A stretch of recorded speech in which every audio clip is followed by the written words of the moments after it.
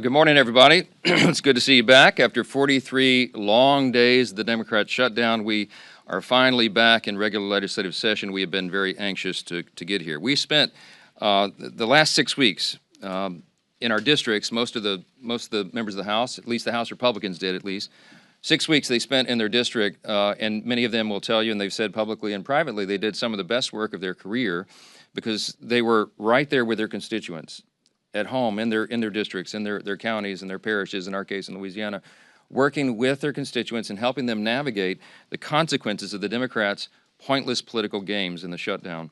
They did some really important work. And we are ready and eager now to get back to the legislative session work, the other side of this job, so that we can deliver on our promises to the American people.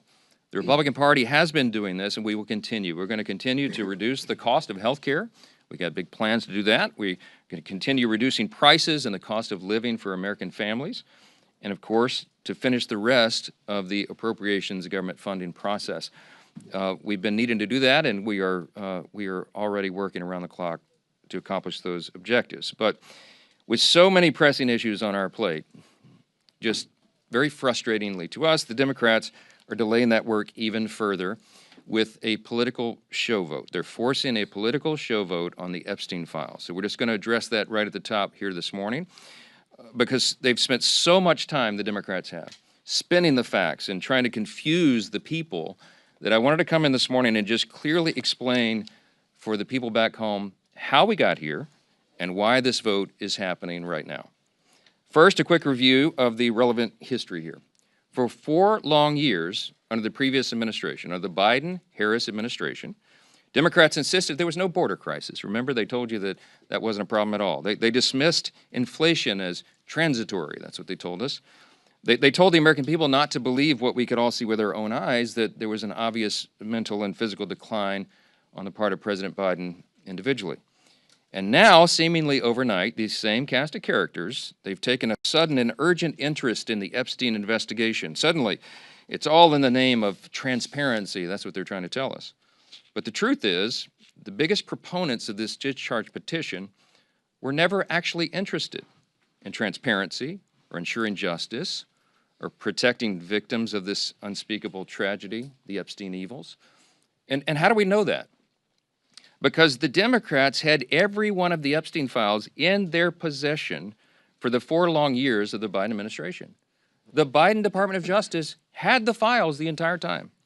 And not a single one of the people who are so loud and animated right now, they never said anything about it for all those 4 years. None of them held press conferences. None of them demanded the release of the documents. And under Biden's DOJ, when they prosecuted just Epstein and Ghislaine Maxwell, not a single one of these Democrats or any of the proponents of the discharge ever made any noise about that at all. So it's fair for the American people to ask the question, why now? Why suddenly are they so interested? They have such an urgent interest in the Jeffrey Epstein matter. The truth is simple and straightforward and obvious for anyone who is willing to look at it objectively.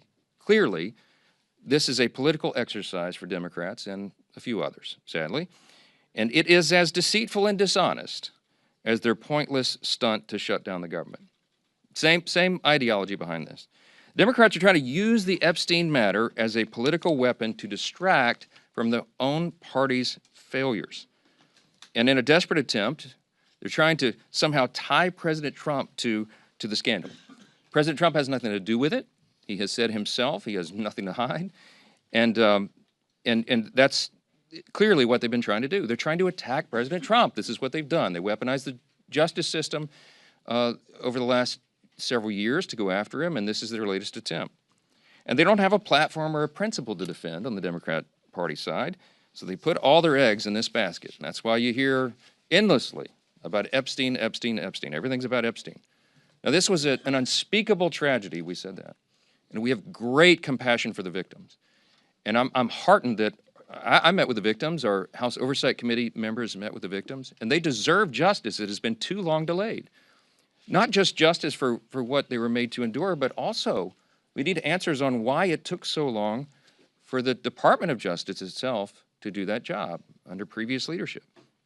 Republicans, meanwhile, are working in earnest to deliver transparency to the American people, and we're working to do that in a responsible manner that does no further harm to these innocent people and the victims who have been wrapped into this. There are a few key facts here that everybody needs to understand. First, I mentioned the House Oversight Committee doing its work. That is a bipartisan effort. They are already producing far more than the discharge petition even anticipates. Chairman Comer is our chair of Oversight. Some of the biggest bulldogs in Congress serve on that committee, you all know, and I've mentioned this so many times. They have been, on the Republican and Democrat side, they're deeply dug in. They've been working around the clock. They worked even through the government shutdown, and there were tranches of documents that were released even over that period. So far, by last count, it's over 65,000 documents, Epstein file documents, that are now out in the public for everyone to review.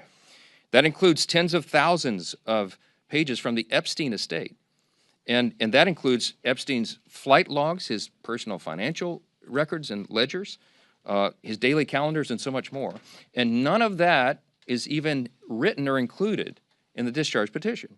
So in other words, the Oversight Committee is doing far more than the discharge even anticipates, and the most valuable information thus far has come from the Epstein estate files. That was produced because of the work of the Oversight Committee that is doing that in a professional, robust manner, using the full subpoena authority of the U.S. Congress. From the very beginning, our side has been insistent that this matter must be handled very carefully and with utmost caution and care for the victims.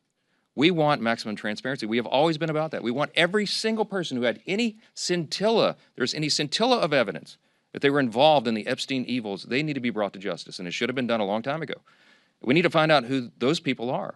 But in the meantime, you have to remember there are real people's, innocent people's lives at stake here, and young victims who don't want to be dragged into this political game because it could hurt further what they've already endured. They would be made to suffer more harm if Congress is not careful in what we're doing. And unlike our very important work that's underway in the House Oversight Committee, the Democrat-led discharge petition would carelessly dump thousands of documents without proper protections for the innocent. I brought a chart in here this morning. I want to illustrate for you what we are concerned with. Now, I was a federal court litigator. The members of our House Judiciary Committee, Republicans in particular, have many of these concerns. You have Chairman Jim Jordan and attorneys like Chip Roy, who's running for Attorney General of Texas now. You have Brad Knott, who's a former federal prosecutor, many members on the committee. Andy Biggs is running for governor of Arizona. They're lawyers, and they understand that the way the discharge petition was drafted is haphazard and dangerous. This is why we have been opposed to this point, okay? And I could be here for a long time going through all the details of it, but the big concern we've all had all along is that the House bill, if it's passed in its current form and it was signed into